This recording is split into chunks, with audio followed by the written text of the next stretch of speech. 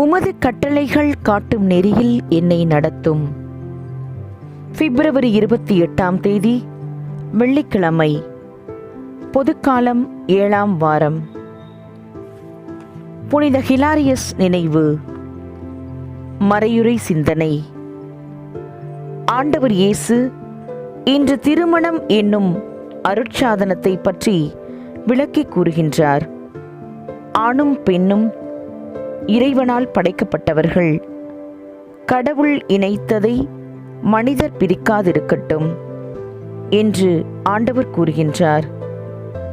நம்முடைய குடும்ப வாழ்க்கையில் புரிந்து கொள்ளாத தன்மை, விட்டு கொடுக்க முடியாமல் வாழ்வது, அல்லது சில நேரங்களில் தம்பதியர்களை வெறுக்கின்ற எண்ணம் கொண்டவர்களாகவும் வாழ்ந்து கொண்டிருக்கின்றோம்.